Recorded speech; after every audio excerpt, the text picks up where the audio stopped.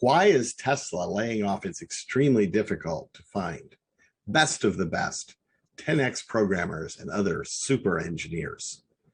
As gasoline prices soar, why is the premier electric car company seemingly positioned to cash in on the fuel shortage, laying off anyone? On June 1st, there was a big media event in which a memo from Elon Musk, the head of Tesla Motors, the electric car company, put out a memo saying that all of the people working at home, these are the white collar workers, the engineers, the scientists, the software developers, and other people at Tesla who had been working remotely, must return to the office or be fired, laid off. That got a big stir for a couple of days and was followed yesterday, I think, by the announcement that Tesla is going to lay off 10% of their salaried white collar employees, all these engineers and other people.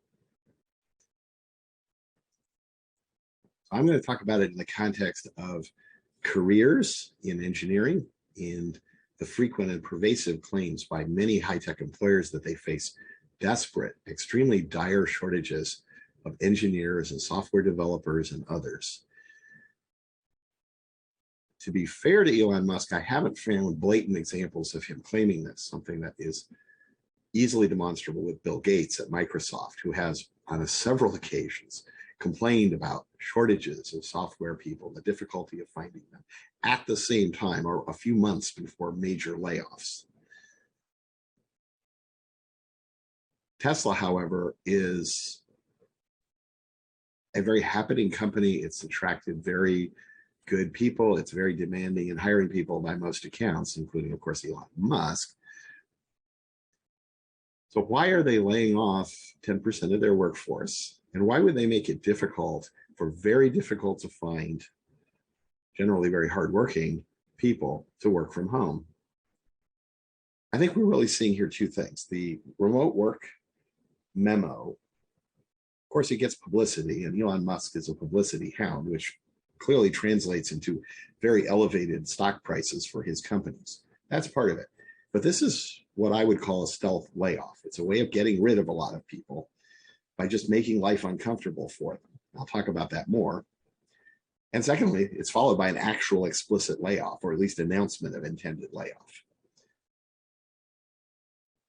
Many high-tech companies, including ones like Microsoft, that make a big public stink about these shortages of engineers, how poor the American educational system is, how it's all those non-white teachers in Atlanta, Georgia, or Newark, New Jersey's fault that they can't supposedly find these very difficult to find engineers and scientists and programmers and other people that they are frequently laying off.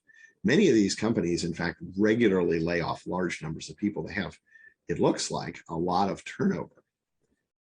And remarkably, even engineers that have seen this up close and personal, for example, Texas Instruments is notorious for getting rid of people and has been doing it for years. Even people that come out of Texas Instruments or had contact with it, they don't quite get it, right? They will say something like, I don't really understand why this company is laying off these highly experienced people all the time. I don't get it, right? Of course, Texas Instruments is generally a pretty successful company despite laying off all of these, highly experienced and difficult, so they claim, to find engineers. Very few people, despite this constant behavior, which we're now seeing with Tesla, getting rid of employees, really think through what that must mean. It's very simple. It obviously isn't that hard for these companies to find these supposedly difficult to find, the exceptional engineers that Elon Musk claims that he hires. Okay, so in his Twitter posts and things like that, he says, we have to have the absolute best, the mutant supermen, the 10x programmers, the 100x programmers. This is the language that these companies frequently use. They're hiring extremely rare, the best of the best of the best, and yet they lay them off frequently. Tesla's latest example, but it's gone on for years. So what does that mean? It means it actually isn't that hard for them to find the types of employees they actually want. It also may well mean that their employees aren't necessarily the best of the best, these mutant Superman that they claim they are, which of course is good for your stock price. Have you ever seen a company go, we hire people who don't know what they're doing, they're incompetent, they're young and inexperienced, but they're super cheap, right? It's very rare to hear somebody say that.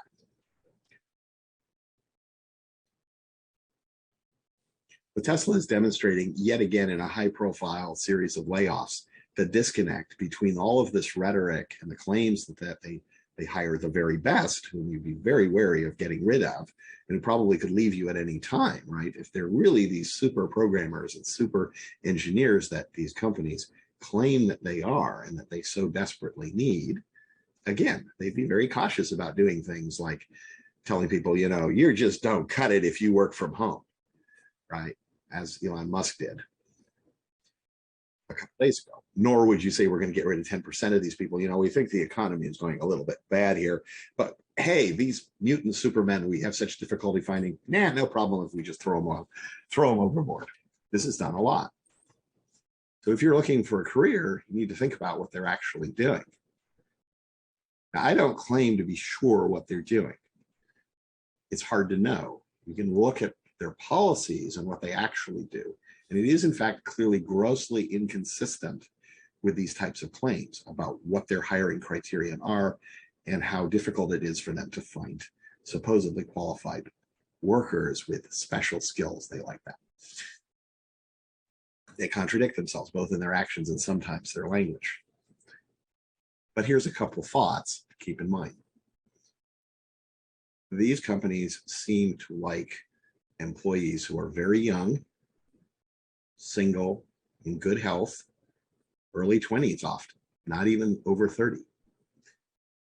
They seem to do a lot of things to get these people to work a lot more than 40 hours a week, somewhere probably in the range of 40 to 60 hours a week. Some of that is done in positive ways, like providing free or subsidized food, both during the day and especially at dinner. I've seen that a number of times. Apple does that or used to do that when I was there. Some of these things are positive. They generate, and Tesla is a great example of this. Tesla isn't just a company trying to make money and making Elon Musk one of the richest people in the world. Tesla is saving the world, right? They are saving us from global warming, from climate change. They're bringing on a new and better world. They're not just in it for the money. They're in it to do something really great.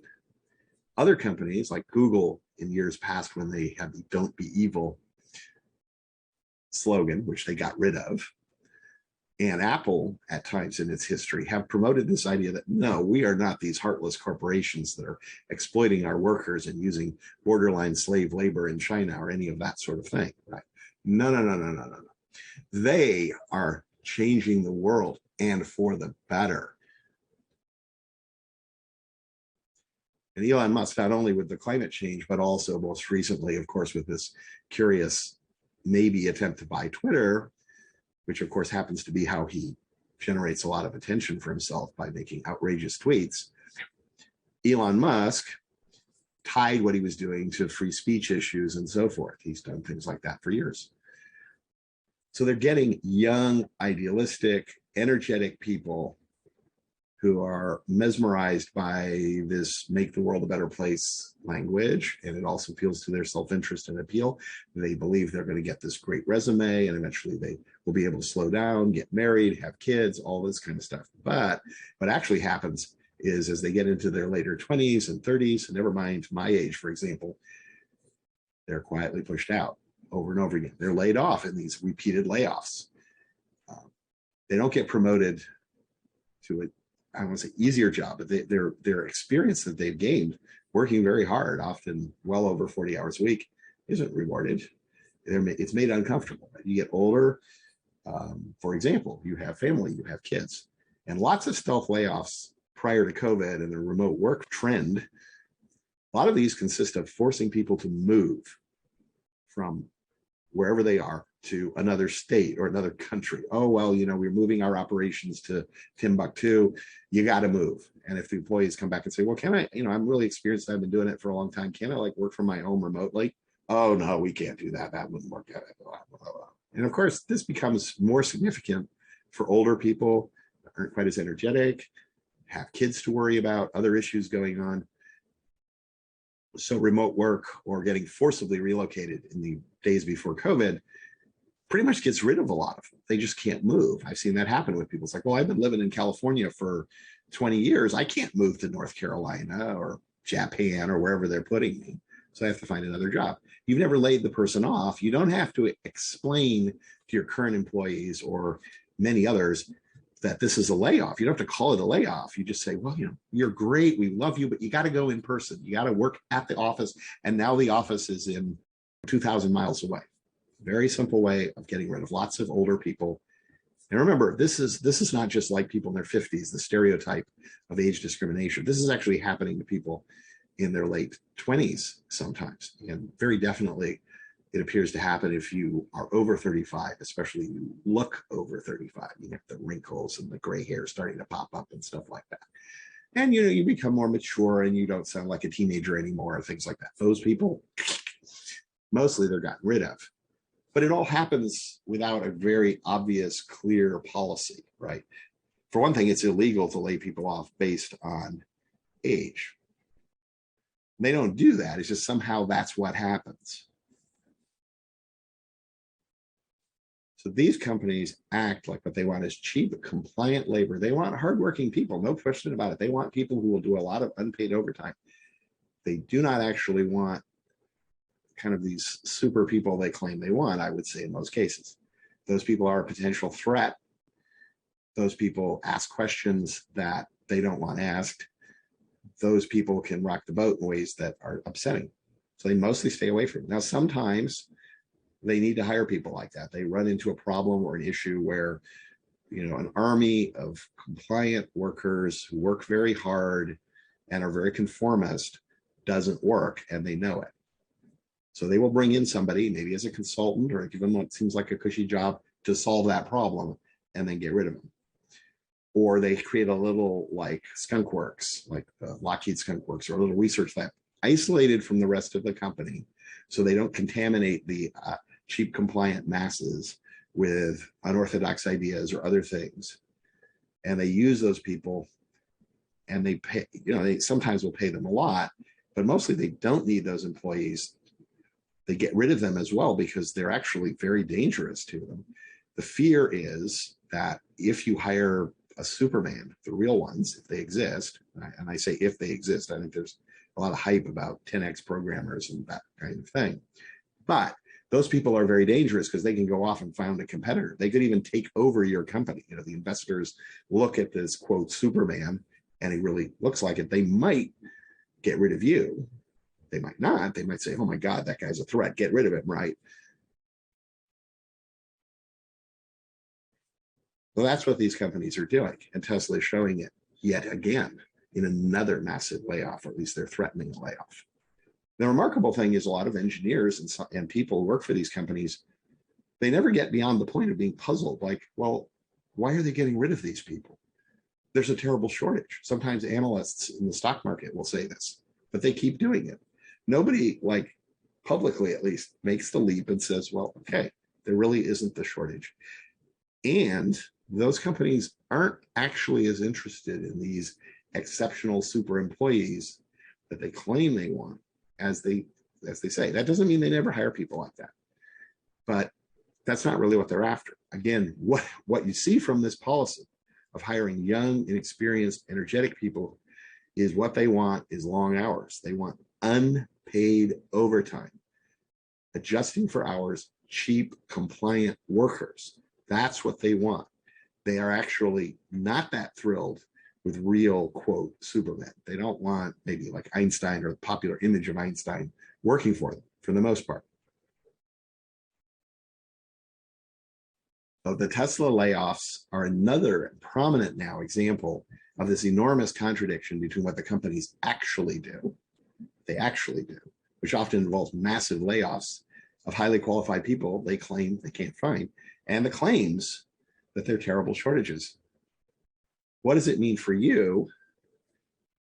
Get paid up front. Don't trust the stock options or the implied promises that, well, after you've worked and worked and worked in your 20s, they're going to give you a better job or something like that, right? That's not what they're doing for most people. Sure, there's some exceptions to that. Some of those may be kind of like the guy that wins the lottery ticket. The lottery makes its money from all the people who lose money on the lottery, not the guy with the $1 million ticket. Remember? You shouldn't put your money in a lottery or a casino. But people do it with their careers, with their salaries all the time. Very smart, highly intelligent people like me have done that and do that because they have a kind of mistaken perception of the likelihood they're going to be the lottery winner. So watch out for your interests. Avoid any form of deferred compensation. Get them to pay you up front. Pensions, stock options, all this kind of stuff, promises implied or explicit about you're going to get a better job, it'll get better in the future. Those are almost unenforceable. The companies just go bankrupt and, oh, well, yeah, we said we would do that, but hey, we ran out of money. That's particularly true with what are basically startups like Tesla, which usually fail and usually, there's nothing left. Your stock options aren't worth anything unless you foresold them. I mean, certainly there's people who've probably gotten a lot of money out of working for Tesla because their stock hasn't crashed yet. They may become the next, General Motors, but the odds would still be well against them based on the history of startup companies, big and small. So get paid up front. This concludes this video presentation. If you like this video, please click like. Please click subscribe and the notification bell if you would like to receive more content from us. You can avoid internet censorship by subscribing directly to our RSS news feed. Please consider sharing the link by email and on your website or blog, in addition to liking, upvoting, or sharing on increasingly censored, advertising beholden, big company social media. We have encountered such censorship. Mathematical software is developing algorithms and software to automate data analysis, reducing the risks of costly errors and increasing the predictive power of the results. You can support our work financially by subscribing on our Patreon page, https://www.patreon.com/mathsoft, or scanning the QR code in the lower right corner.